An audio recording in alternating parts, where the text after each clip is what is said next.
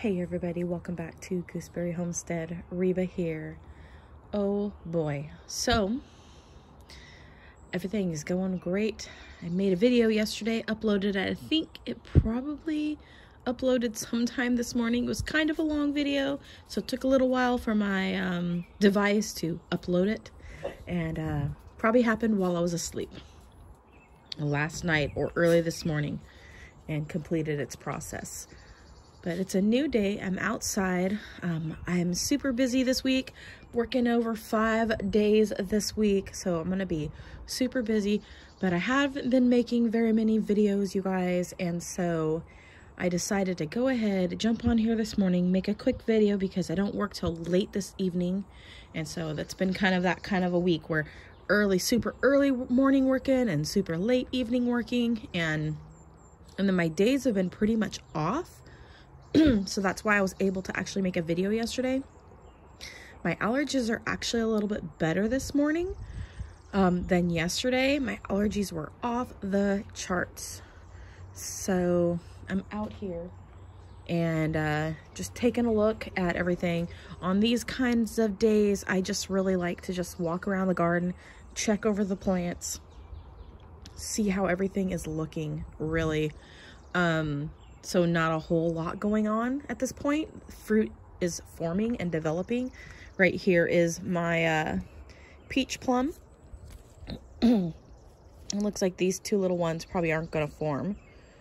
They're really small, but I got 2 on this one. I'm going to go ahead and pinch those off. They came right off. I knew they weren't going to form, so I've got a couple on this branch already that are doing really, really well. And I see a few other ones that are kind of in the same situation. There's quite a few fruit on this tree, and for it being fairly young, we're just gonna leave it like that. In this container I've planted garlic, and I had some of these little starts from in the house I overwintered. These are the tree collards, tree kale. It was a tree kale mix, and I'm not sure what I ended up with. I had some bugs devour a lot of the seeds that I had started last year. I got these from a couple that make YouTube videos out of, I want to say that they're probably around Sacramento area of California. And this is from Plant Abundance. That's it. So non-sponsored, you guys. From them, I got these, and these are the only 2 that survived out of all the seeds that I had sowed from the package that I got from them. And I'm super excited. They were really tiny all winter long. Overwintered them inside so that they would maybe make it through the winter here. Once they get established, though, I'm not gonna have to worry about that. And yeah, and then this looks like some sort of clover, and I don't know what it is. I don't think I got a label that says strawberry spinach. I don't know if that's what that is. Pretty sure it's not, but I don't know. So I'm going to leave it alone and see what happens. And then I planted in some Chestnut red purple stripe, some garlics. I planted these very late. I forgot to get these ones in the ground. And so I planted them very early this spring. And so they're on the smaller side. And I just threw the bulbs. They looked pretty bad into the pot. Covered it with about 2 to 3 inches of soil, and that's what's at the top here. And I've got about, looks like maybe 5 garlics that are growing. These 2 are right next to each other. I might try to see about separating those 2 just so that they have a little bit more room. And then right here, I got this from one of my friends that also sells a lot of her plants locally. And we met because we sell plants and stuff, and so she bought some plants for me. Then I went to her place, and then she actually gave this one to me. And that's a really cool thing, is once you start making friends, you can start sharing and like basically just trading plants. And they still come buy from you, which is really great. But at the same time, while you're buying stuff from your friend, they're also giving you goodies as well, on top of being able to help support one another a little bit, monetarily, and then and that sort of thing. But this one, she gave me, this is a sumac, and it's called staghorn sumac, and it has very, very soft bark. It looks like a deer's horn when they're forming. It's very hairy. You can see that. And so it resembles a staghorn on a male deer, or of that kind of species anyways. And the new growth looks like this up here. It's kind of got a red tint to the furness, and the leaves are soft, and it's just overall very, very soft tree. And it will actually create a berry cluster, or a blossom cluster that will turn into like a type of berry on the tree. They kind of look like little kind of like an elongated pyramid, kind of like a spear shape when it forms, and they're just a bunch of berries all in little clusters. And what you do is you soak it somehow and you can boil it or whatnot. I haven't actually done it, so I don't really know how it's done. But from what I've read in the past, it basically looks like it's something that's soaked. Either it's in boiling water or in regular water. I'm not sure. But the Native Americans would actually make a kind of like a pink lemonade drink with it, because it kind of has a pink lemonade flavor. And so it's like a really, really great drink, and it's actually really, really good for you. It's got a lot of vitamins. I'm not exactly sure what the vitamins are, but I'm pretty sure one of them is vitamin C. And so it's a really, really great drink. Native Americans had been using it for, generations and generations. And my friend happens to be a Native American, and her mother actually brought this tree with them from where they grew up, which I'm thinking was a tribe somewhere in Idaho, I'm wanting to say, but I can't remember exactly. And about in the 1960s to the Pacific Northwest region of Washington. So I think Idaho is also classified as Pacific Northwest as well. But just the indication, I do believe this came from Idaho with her parents. I don't know if it was a native plant in Idaho, but yeah, I feel really blessed that she just gave me this last year, and it looks really cool. And then another plant that she gave me is this one here, and this is a I'm going to call it a bean tree. It will get these giant leaves on it when it grows up, and the leaves will become really big, and it'll create these little bean pods, these like almost 12 to 18 inch long bean pods on the tree. And it's more of a medicinal plant that would cause like a sedation or something like that. It's not something that it can be toxic if you consume too much of it. So it's not like a plant that you would be using on an everyday basis by any means. It is deciduous, which means it's going to lose its leaves in the winter. But I have a little plant. She's got one that's in her front yard, and it's just beautiful. It's just a beautiful, beautiful tree, and it creates this really lovely shade cover. And so she's got like a little table and a bench up underneath her tree. So when the summer's really hot, she can go up underneath there and sit and relax outside during the day without being scorched by the sun, which is really awesome.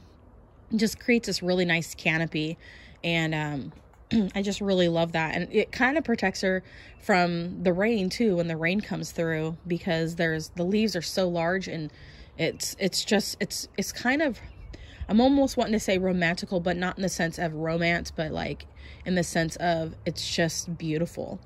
So she gave me these two trees, the staghorn sumac, and I'm calling it a bean tree. I don't know if that's I'm pretty sure that's not its technical name, but If you look it up, you'll be able to find it.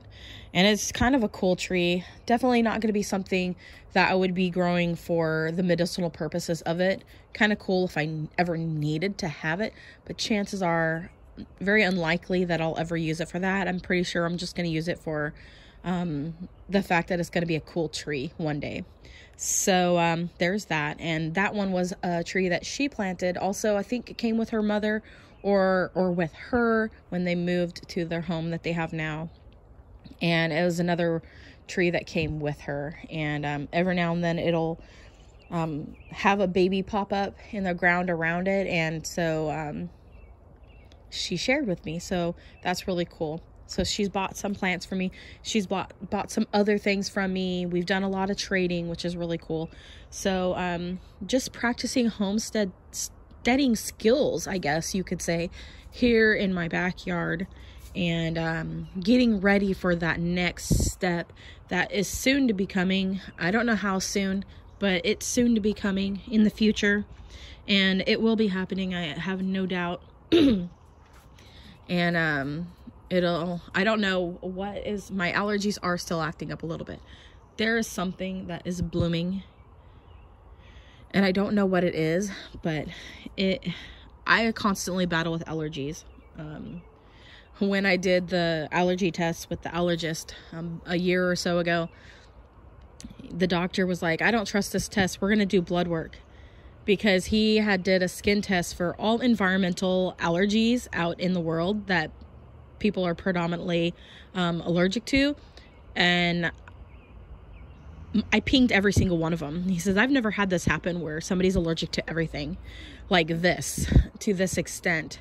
And I was like, okay, that's interesting. So I think I'm just overly sensitive to things and not necessarily allergic, because when we did the blood work, the only thing that I'm actually allergic to, like really allergic to, is the venom of wasps.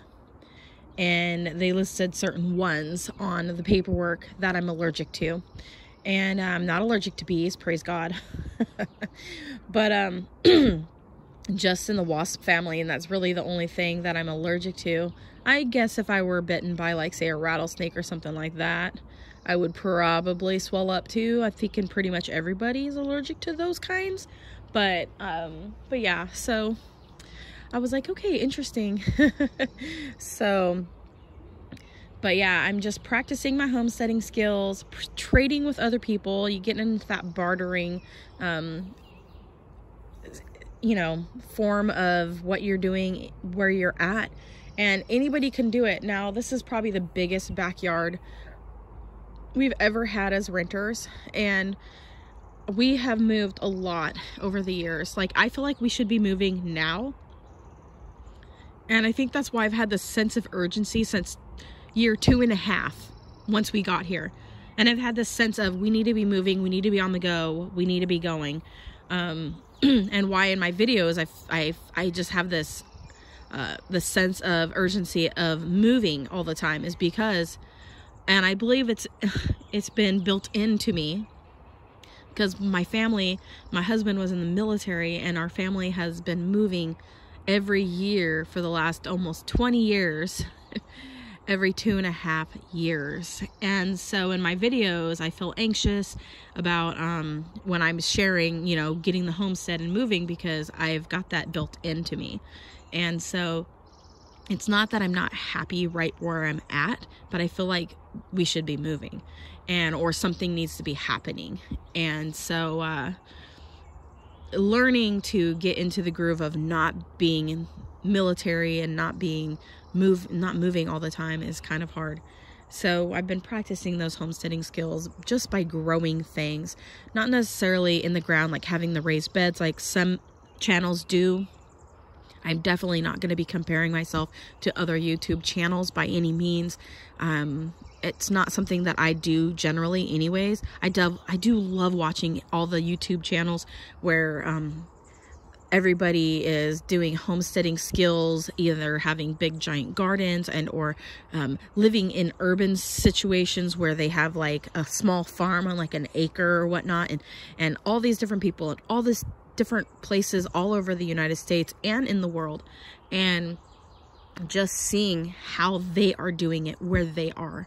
And I think that's the most incredible thing, is to be able to come to YouTube and see how everybody is homesteading, and how they are doing it where they are. Your homesteading is not going to look like somebody else's homesteading. Mine is container gardening, for heaven's sake. I'm just growing things in containers. Sometimes I sell the things that I have in containers, and sometimes I end up keeping some of them. A lot of times I'll have like a yard sale while I'll sell some of my plants. I've also tried putting some of my stuff on Etsy, and I've had a few people who've wanted to support me and that sort of thing. But I just haven't really gone down that avenue, and I'm just kind of waiting, and I want to make sure I do things correctly. So I just grow on a small scale, not enough to, you know, have to be applying for, like, you know, nursery license and all of that. Although that would be great. And maybe eventually I will get something like that. But yeah, I'm just kind of just doing this small scale thing right now, and we're okay right where we are. Now, speaking about homesteading, now if my husband has come through and watched this video up until this point, that's pretty incredible. We're at, what, 16 minutes here now? All right. So last week, my husband and I were discussing dreams and plans and thoughts and processes while we sat out here on the patio together having cups of coffee and whatnot. And my husband said about when we buy our property and we start really homesteading, he mentioned the words goats, alpaca, sheep, and chickens. What? Okay, so I have been saying from the very get-go that I want to have chickens. Now, I've heard chickens in this neighborhood, but like really only a couple people have chickens. If they're in our neighborhood somewhere, I've heard them crowing once upon a time. I haven't heard them in quite a few months. So it's possible neighbors complained and the city came in and said, hey, look, you can't have farm animals on your little property. And I think they must have had a rooster, because we would hear him crowing. So I'm pretty sure roosters are definitely a no-go in the city limits. Or we're actually technically on a county road, but we're still like right in the middle of an urban city. So who's to say? There's a lot of different laws within cities and what you can and can't have.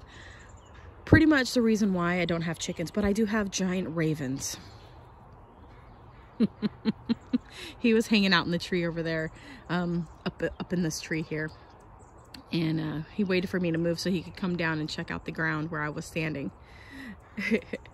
So I would love to have chickens, but probably won't do it here. And this little piece of property that we've been on has been the biggest backyard I would say we've ever had as a family that rents from other people over the years. And we've been renters for just over 20 years now. And yeah, this is the biggest yard, and it's pretty awesome. I really like how much we have to work with. We could totally do some greenhouses in the back. We could totally do raised beds back in the back. I'm pretty sure our landlords told us that we could have raised beds, but when we would go to move, we would probably have to tear those down, and I just didn't feel like doing all that work in order to have something that I'd have to tear out later on. And I just didn't want to do that. It would just be way too much work, and for it not to be something that I could just leave when we go. And we do have some of these like cinder blocks that came with the property when the other landlords owned the property. So now we're on landlord number 2. And there was a metal shed back here, and the wood that it was on top of, the frame I guess they had built for the metal shed, was full of termites, and there was a ton of trash in and around and under it. And they had all the cinder blocks along the fence line in the back and like behind the shed. They had pulled them out from the front of the house because the people who rented here before us had built like kind of a makeshift, oh, I don't know what it's called. Kind of like a cinder block fence, I guess you could say, in between the pillars in front of the house. So it kind of created like a sense of privacy, I guess. And they just kind of had them stacked on top of each other and just randomly. So like you would have there's like, you could see it in the paint out front, and it just looks kind of interesting. And so these cinder blocks were kind of painted the color that they had painted the ground or the cement out front of the house, which was kind of a gray color. I don't know if that was the inspiration for the builders to paint this house gray, because whoever lived here before lived in a pink house. And so yeah, so the cinder blocks came with it, and you can't see them right now, but I have the cinder blocks lining this section right here. And then I've got wood chips, just a small layer of wood chips right on the other side of those cinder blocks. But a lot of the crabgrass from the neighboring yard has grown in and through the wood chips, and it's kind of a pain in the rear. So I don't know. I definitely don't want to move the cinder blocks again, because I spent a lot of time trying to even out the ground as I put the cinder blocks along there. And I'm pretty sure I'm just going to go ahead and leave those right where they are when we move. I do have mint and stuff growing in them. So I don't know. I do need to go through and clean everything up over here. But I left all of the kale that went to flower. I left it all so that the bees could have something. And so I think it's time to go through and just cut everything back real hard, and then maybe collect the seeds from all the kale that's growing there, because why not? Free seeds. And but yeah, so everything's looking good. We're just doing that homesteading skills here, but we can't have the animals. But it is the most amount of land we've had, which isn't very much. I have a lot of plants on this small amount of land. I've got fruit trees, for heaven's sakes, you guys, up here next to the house. And not that many of them, but more than enough. And we're on this small of a piece of property. I can't even tell you, if we had an acre at least, I could probably have all of these plants, plus maybe just, maybe a few more. And I kind of know what I want to focus in on when it comes to the plants that I have. Definitely want to one day have a full-on like herbal garden where I collect stuff for making teas and that sort of thing. And I definitely like the idea of having a lot of fruit in order to make jams and preserves, because you guys, I have special needs kids in my family. And when I say kids, they're all adults now, for the most part. I only have one son who still is not a full adult. Now, he doesn't really like jelly, but the other two do love jams and jellies. And so the idea is to be able to take the fruit that my special needs adult sons love not to eat. They love not to eat the fruit itself, but they do love to eat the jams and the jellies. And so then I turn the fresh fruit into jams and jellies, and they will then be getting the benefits. It'll diminish some of the nutritional value, of course, because it's going to be cooked, but that's better than nothing at all, right? So that's what we're looking at now. I have been panned out this way during some of this video, and I've got my little group of gooseberries out there. And I've just been moving them around. Of course, I wanted to try to keep the aphids off of them this year, and for the most part did pretty good. Not a lot of aphids. There are some on them. Some of the leaves are curled, so that's indication of aphids. Like right up in here. Now, if I turn the leaf, there might be aphids, but I've sprayed it quite a bit. I don't see any aphids, but we have the other bugs, the ones that strip all the leaves off and then make it hard for the plant to grow.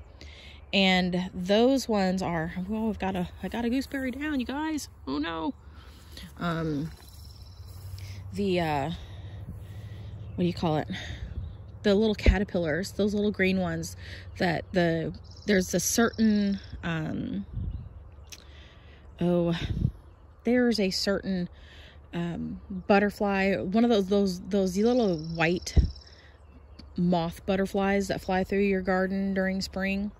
They land on them and then they lay their eggs, and then their little boogers, those little tiny green caterpillars, eat all the leaves, and they'll strip your entire plant. And then it recesses the growth. So like this whole section here, all the leaves gone, every single one of them. They ate every single one. Now it will still grow, but I have to go and remove all of the dead leaves. So I'm gonna have to doctor on these, but I do have some gooseberries in here. There are some random ones, and this one's the Oregon Champion. I'm pretty impressed with this one. It's looking really good. And then down here is the Friend, and it's got a couple gooseberries, and it's got a really great branch that I want to tip root. And then it looks like we do have some little tiny gooseberry trying to form there. It's really small. And then the little one here. So it does have some gooseberries. I think there was some on this pink one here, the pink Pixwell, but I don't know if there's any now. It fell over, and we do have a baby rabbit in the yard. So I don't know if there's any on it now because it fell over. But yeah, so I've got a couple, but not a lot. And then none of the ones that I grew from seed produced any berries this year, I don't believe. So we're still waiting. They're still fairly young. And so yeah, that's how everything's looking for now. But anyways, you guys, I'm going to go ahead and end the video. It's another kind of long video. Not really focusing on, like I'd said in some of my videos before, that I was wanting to focus my videos on one particular one. But life's been so busy with work and then just making sure that things are watered when I got home, that I'm just, you know, just looking at the garden with you guys, really honestly, and not really taking much time on individual ones at this time. I'm not really in a place where mentally I would be able to keep it all like together when it comes to you know, I would have to make notes and stuff, and I'm not good at that. So I just figured I would just come in here, walk around, see how everything's looking. But it looks like we're gonna have a really good harvest on blueberries, a really good harvest on blackberries and raspberries. So I'm excited about that. Gooseberries are coming along. I did add 2 new varieties this year from my sister sending me a Christmas gift of some money, and I got myself some gooseberries and 1 citrus plant. And so super excited about that. And I'm excited for the future. I'm excited for our one-day homestead that's not in an urban setting like this, where I'm container gardening. And we'll definitely, probably, most likely be staying in the Pacific Northwest where we are currently. But who knows? God's always opening new doors, and we don't want to say never to some things. Although I never want to move back to California, but you never know. And so everything's looking pretty good here, and all of my fruit and veg are doing good. And I really like the Pacific Northwest. I really like where we are living. I'm not sure, I'm kind of with my husband when it comes to the overgrown forests here. And there's a lot of vegetation on the forest floors. I'm not really a big fan of that either. And so we'll just have to wait and see where the Lord sends us. He may take us, any part of Washington State's pretty big. So there's a lot of diversity in the type of land that is available. And so anyways, so just keep us in your thoughts and your prayers wherever God leads us, and let it to be the right one. So I'm gonna go ahead and go. Walter's laying here. He's still with us. He's 15 years old now, so he's a decent age. Huh, Puggy? He's like, he can't hear me because of the helicopters. So, anyways, you guys, thank you so much for watching. Comment, like, subscribe, click that bell button. As always, have a wonderful day. Love what you grow what you love, and God bless. Bye.